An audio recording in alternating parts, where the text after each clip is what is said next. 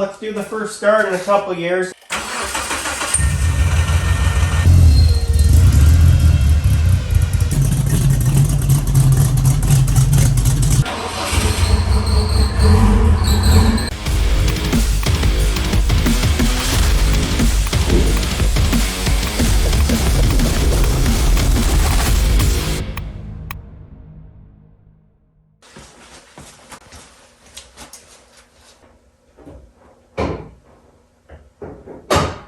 Hello, and thanks for spending some time with me today. This is going to be really a wrenching one. Might be a little loud to move some stuff, but I'm getting ready for winter, which means I got to sequence a lot of projects right now. So I'll just do some fun moving the cars around. I'm going to wash them up before I work on them. Tell you what I'm planning on some of them. Do a bit of that. Some of them I'm not going to do anything. Some of them I'm going to get started on, which I think you're excited about. And I'll talk about a little about each car as well. I think you've seen them in the background of a lot of shows that I've done, and you probably are curious about them. So let's start moving some cars. So the first car is this guy right here. It's a 1990 Eagle Talon. I'm original owner of it. I've had it since 1990. Couldn't wait to get one. It's been through a lot of iterations. This one is probably running around 550 horsepower at the wheels. I'm estimating that.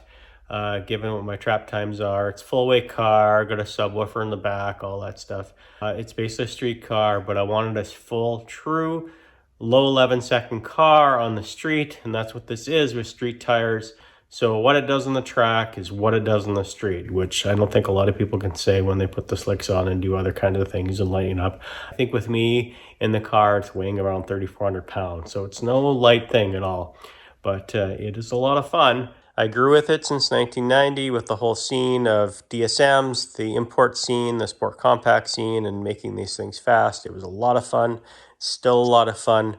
I don't give it the attention it needs in the last couple of years. In fact, this is going to be the first start in a couple of years, which shame on me, but we're going to see on what it's like to start it. And when I went to start it, the battery was dead.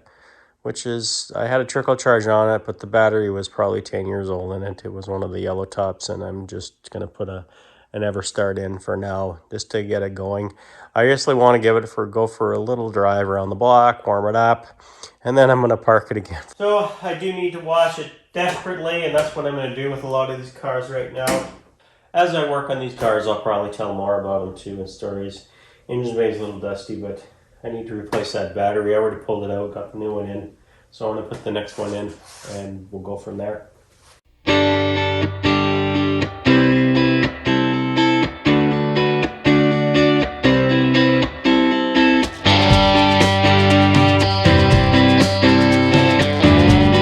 Well, let's do the first start in a couple of years. I have actually turned it over a bit already just to get some oil lubed up a little bit.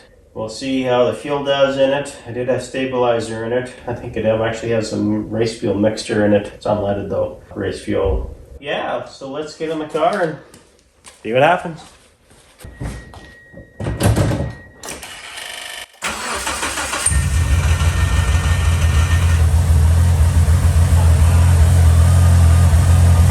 Now that started okay.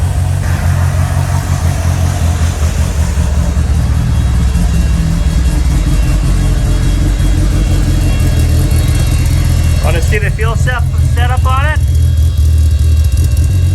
Yeah. Slightly cammed. Pretty aggressive cams. Or 288s on it, in case you're wondering. This guy I did a whole show on. It's a Comet GT, so you can certainly go up and see or go to that video if you'd like. Basically, my first car was exactly this car.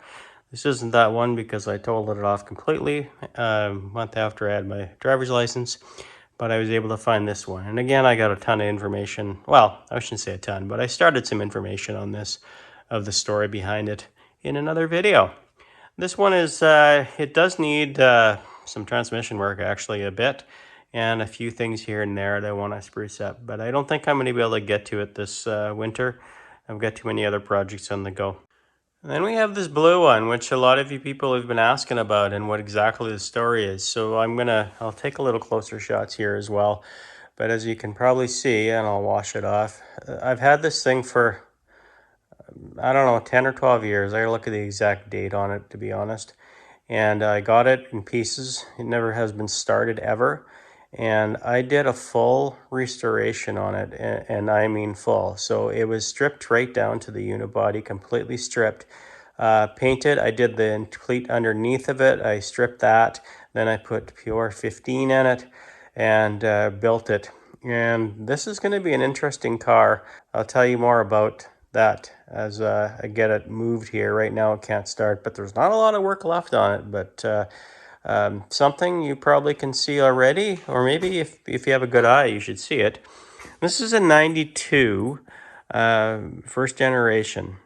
And it actually doesn't look like a 92 completely, does it? So what I did is I did a 1GA front. I modified it, adapted it. I had a 90 parts car. That included some of the wiring harness and making it right, of course. I did it just the way it should be done. I've seen some people try this and they didn't even get the bumper right. It doesn't look right and that, but this is right. Something a lot of people don't do with the lines properly. This on the bumper, I actually had to cut or fill in a groove here because the lines are higher. You can, if I look at this 90, you can see how this gap here isn't the same as this gap. So I actually had to put this line in and fill in the other one so that it followed the rest of the car properly. And that's pretty important. I think it really takes away. I've always wanted to do this years ago when I started. And I thought, we'll just do a perfect car. Everything on here has to look 100% new if it isn't new. And that was with the mindset. There's things in here that nobody's going to see that I painted that the factory didn't even paint that I wanted done. And I've got some nice wheels for it right now. I got the factory swirlies on, but I'm going to try and get this done in the winter as well. I really hope to. And actually start it for the first time in, I think it's 12 years, and I'll get the right date and that. Been a lot of work, and I'll tell you more about the power plant I have in it and kind of where I think is the best street, all-purpose kind of horsepower rating and the most fun when these cars were. Unlike this guy who's pushing 550. It doesn't have some street sense. It's lost some of its fun, to be honest, on the street in comparison, just because of the lumpy cam. It's got the twin disc clutch, which is clanky and stuff on it too. But I mean, it hauls ass. But this is going to be toned down a little bit. And what I consider kind of the most street fun and make sense is to have a comfortable drive. Got some special things in the interior in this I'm going to show you as well. And we'll show you a little bit long how this looks like a 1GA or 1GB in the back, and it fully is. It's full of 92 except for the front where I had to change the hood, the frame, or sorry, the fenders, and put the pop-ups lights, make sure all that was right, and make the lines right. So a lot of you probably have never seen this before, what it could actually look like. I was planning to do a reveal when it was all finished, but since you've seen it in the background already, I better explain a little more. And it's going to have some nice black rims. I'll actually show you what those are over here when we put them on. A little sneak peek. Ooh, there. That's all you're going to see. That those are going to go on this. Or I may put them on the red car and move these period classic original, and these are not knockoffs. These are actual Volks wheels, so we can put them on as well. And can't wait to get this going too. So this is going to be moving, or not moving. It's going to be there because I don't have much. I don't need to put it on the lift at all to get it going. But I'm hoping I can spend a few weeks on it to get it at least started and actually moving on its own power. I'm pretty excited to drive that one. This guy is my Lotus. I've had it a couple years now, and it's got lots of parts, lots of things that need done to it. I'm going to do a full restoration and paint job on this. It's probably going to be a big job. The interior is quite a mess. There's lots of parts. If I look up here, there's tons of parts up there that it came with. This was a project car from many miles away. At one point, a guy waited 7 years, and then a guy bought it, brought it over to where I am, and he had it for 7 years. Then he decided he wasn't going to do anything with it, so he sold it to me. And I better get my arse going here too, and not wait 7 years as well. So this is going to be, I wouldn't say front and center, but it's going to be pretty much as close center as I can as far as attention to get this going. I got to get this body off. I want to get it all painted up, and then I can work on the rest. I don't know the T-bone frame that it has, what it even looks like. I haven't been out on the lift. I've looked underneath, and I mean, I'm going to make it right. Showroom condition is the idea on this. Can't wait to, I'm pretty excited. This is a 1989, by the way. It is a turbo. And 89 was the year where they put the charge cooler on, but this is an early one where they didn't put the charge cooler on yet. But I think it still does okay, and it's a pretty nimble car, as you know, if you know much about Lotuses. This is going to be pretty exciting to get this going. You can see my little British hat here. I had a dear friend that bought this for me when I showed him I got this. It's very appropriate, I think, and I just kind of sit it there in the driver's seat waiting for my head to be planted in it and then me planted into the seat. Can't wait.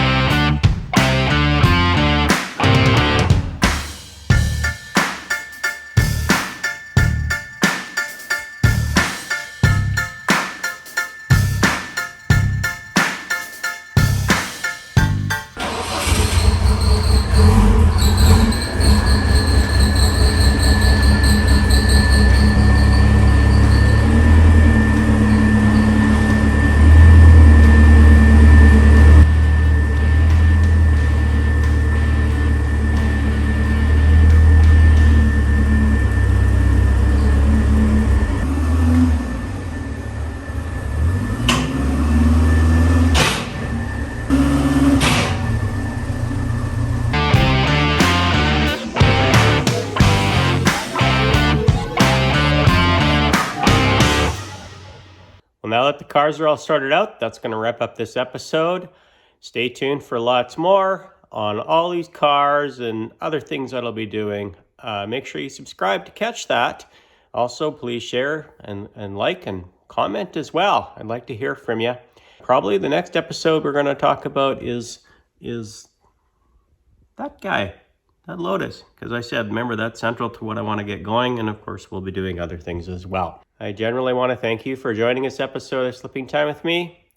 Please enjoy every day and always make it right.